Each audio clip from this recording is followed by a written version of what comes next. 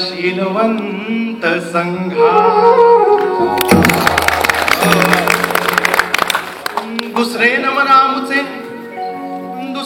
आमुचे ज्याने घेतले जग जिंकुनी परी निर्मळ चित्ते जाहला आणि भगवान बुद्धांचा सथंब ज्याने साऱ्या जगात पोहोचविला त्या चक्रवर्ती सम्राट अशोक महाराजा तिसरे नमन हात जोडून आमचे ज्याने नष्ट पावलेल्या सधम्माचे बुद्ध भूमीवर पुनरुज्जीवन केले त्या डॉक्टर भीमराव रामजी आंबेडकर नामक बोधिसत्वाला. तर मंडळी, आज आम्ही इकडे आलो आहोत तुमच्या समोर भगवान बुद्ध आणि त्यांचा धम्म हा बाबासाहेबांचा जो लिहिलेला ग्रंथ आहे तो तुमच्या समोर सांगण्यासाठी इथे आलेलो आहोत. एक राज्य होते कपिलवस्तू, राजा शुद्धोधन तिथला फार गुणी, श्रीमंत धनवंत बलवंत होती प्रजा त्याची, अनुभूती गुणवंत महामाया. पण राजा होता फार दुखी, वारस नव्हतं राजाला. राजा होता फार दुखी, वारस नव्हतं राज्याला. काय होईल माझ्या नंतर माझ्या राज्याचे, कोण होईल माझा उत्तराधिकारी अशी चिंता होती शुद्धोधन राजाला. दिवसामागून दिवस जात होते, दिवसामागून दिवस जात होते. अशातच मग काय घडले? अशातच मग शाक्यांचा आषाढीचा सण येऊन ठेपला. शाक्यांचा आषाढीचा सण येऊन ठेपला. दरवर्षी सारे शाक्य फार आनंदाने तो सण साजरा करतो. या वर्षीही तोच सण आला. साऱ्या शाक्यांनी मग खूप आनंदाने तो सण साजरा केला आणि मग खूप सारं सोन्या नाण्याचं दान दिलं. खूप गोडधोड साऱ्या राज्यात वाटलं. आणि रात्री, त्या आषाढी पौर्णिमेच्या रात्री, राजा शुद्धोधन आणि राणी महामाया शांत महलात झोपी गेले. ते दोघे शांत झोपी गेले. मध्यरात्रीची वेळ आली. मध्यरात्रीच्या वेळी महामाया गाढ झोपेत गेली. राणी महामाया गाढ झोपेत गेली तेव्हा तिला एक विलक्षण स्वप्न पडले. काय पाहते महामाया स्वप्नात? महामाया पाहते, कुणीतरी तिला पलंगा सहित उचलले, हिमालयाच्या माथी घेऊन गेले. हिमालयाच्या माथी नेऊन तिला सुगंधी द्रव्याने स्नान घातले. स्नान घालून पुष्पहारांनी सजवले आणि सजवून मग कुणाच्या तरी स्वागतासाठी तयार केले. आणि मग इतक्यातच शुभ्र रंगाचा हत्ती सोंडेमध्ये सफेद कमळ घेऊन तिच्या समोर आला आणि मग तिला विचारू लागला. त्याचे नाव होते सुमेध बोधिसत्व. आणि मग तो तिला विचारू लागला, जन्म घेणार आहे माते, जन्म घेणार आहे शेवटचा माते या धरणीवर. तुझ्या पोटी जन्म तू देशील का मला? काय पारमी त्या बोधिसत्वाची, काय पारमी त्या बोधिसत्वाची. आपल्याला एक शील आहे, आपल्याला एक शील दिले जाते.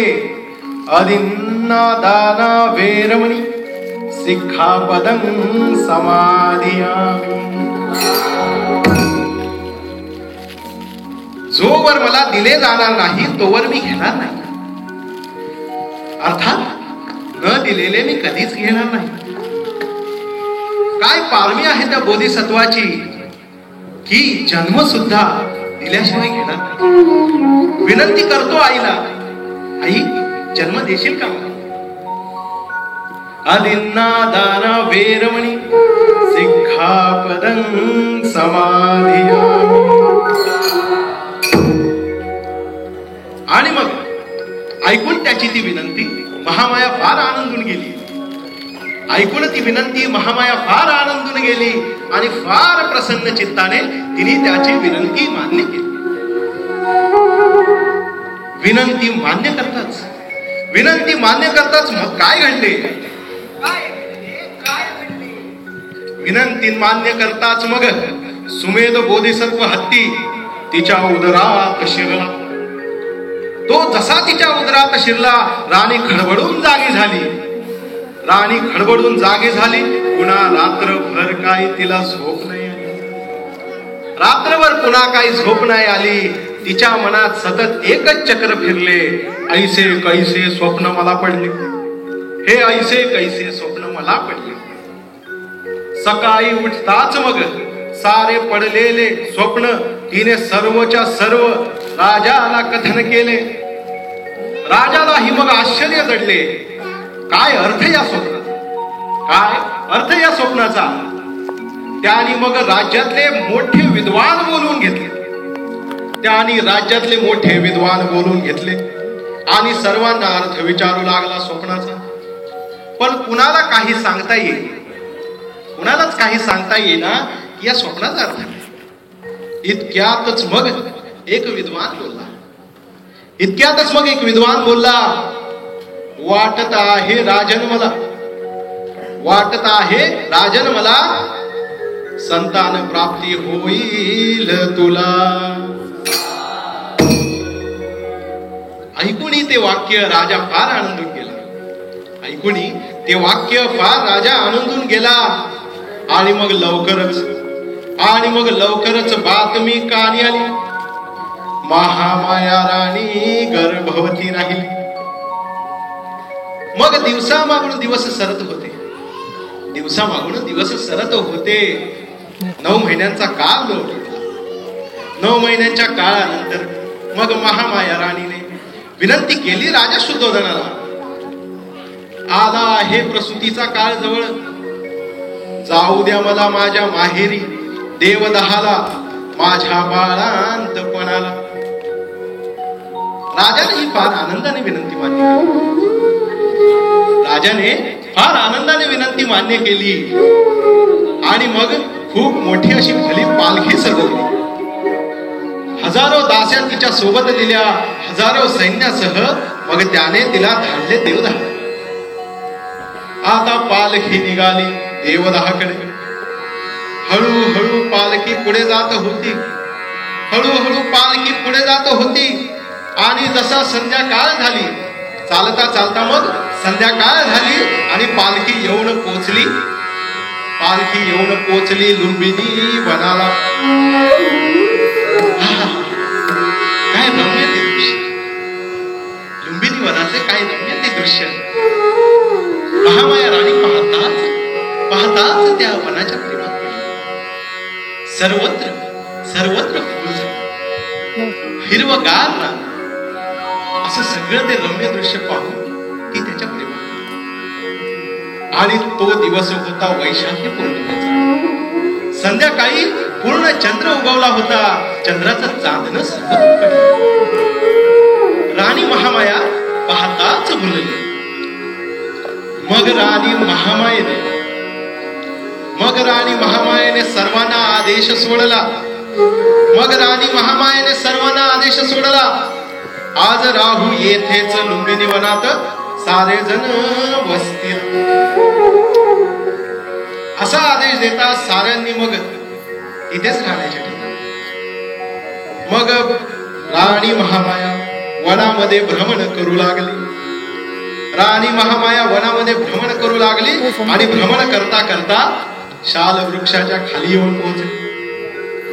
पाहते तर काय, वाऱ्याच्या हल्ल्याने एक फांदी जी शाल वृक्षाची होती ती वर खाली हलत होती.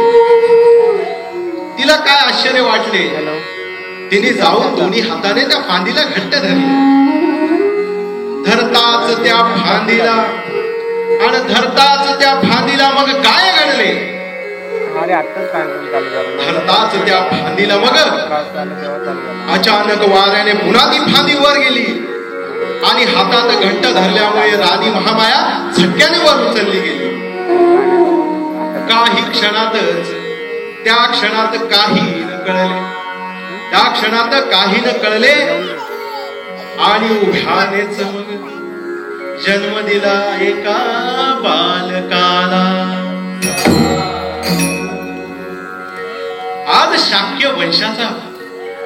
वंशाचा वारस आज धरणीवर जन्माला.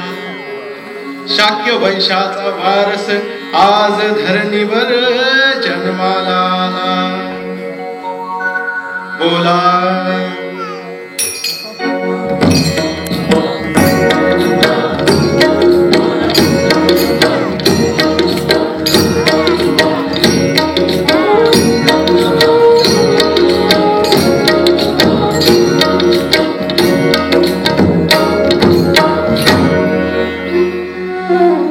शाक्य वंशाचा वारस आज वैशाखी पौर्णिमेला जन्माला आला. आणि ही बातमी सर्वत्र पसरली. सर्व शाक्यांनी तो क्षण फार आनंदाने साजरा केला. आणि मग दिवस जसे सरू लागले, बाळ सिद्धार्थ मोठे होऊ लागले. जसे दिवस सरू लागले, बाळ सिद्धार्थ मोठे होऊ लागले. आणि मोठे झाल्यावर इतरांपेक्षा त्याच्यात असणारे वेगळे गुण आता समोर येऊ लागले. अशातच मग एके दिवशी काय घडले.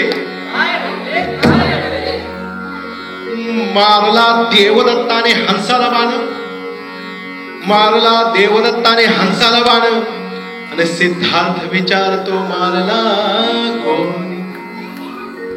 घायाळ हंस येऊन पडला धरणीवर, पाहून त्याला सिद्धार्थ करी हळहळ. घेतला त्याने घायाळ जीवाला, कवठाळीला घेऊन गेला राजमहालाला.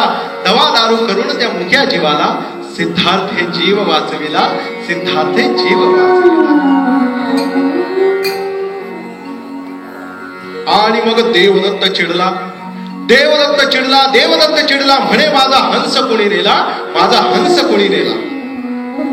इतक्यात कळले त्याला हंस आहे, इतक्यात कळले त्याला हंस आहे सिद्धार्थापाशी राजमहालाला. तो धावत मग राजमहालाला गेला, तो धावत मग राजमहालाला गेला आणि सिद्धार्थाशी भांडण करू लागला.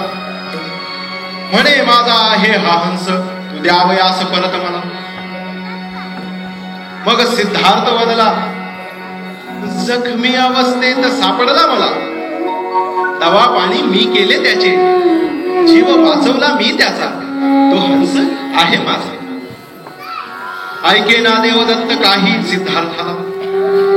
मग कुणीतरी सुचवले, न्यायासाठी जा तुमच्या गुरुकडे, न्यायासाठी जा तुमच्या गुरुकडे. दोघेही मग न्यायासाठी गुरुकडे गेले. गुरुकडे जाताच गुरुने एक वेगळीच शक्कल लढवली, गुरुकडे जाताच मग गुरुने एक वेगळीच शक्कल लढवली. हंसाला सोडले खाली आणि सिद्धार्थाला आणि देवदत्ताला लांब उभे केले. तो हंस जाईल ज्याच्या पाशी, तो हंस आहे त्याचा, असं त्याने ठरविले. आणि मग काय घडले, आणि मग मैत्रीचा, मैत्री मुक्या जनावरांना कळते ह्याचा प्रात्यक्षिक झाला. हंस लुडबुडत लुडबुडत कसा तरी सिद्धार्थापाशी गेला, आणि सिद्धार्थापाशी गेल्यावर न्याय झाला. मग गुरुने दिला न्याय, मग गुरुने दिला न्याय. जो छळतो दुसऱ्याला, मारतो दुसऱ्याला, जीव घेई दुसऱ्याचा, तोची दुष्ट. जो करी मैत्री सर्वांची, जो वाचवितो जीव दुसऱ्याचा, तोची जगी सर्वश्रेष्ठ.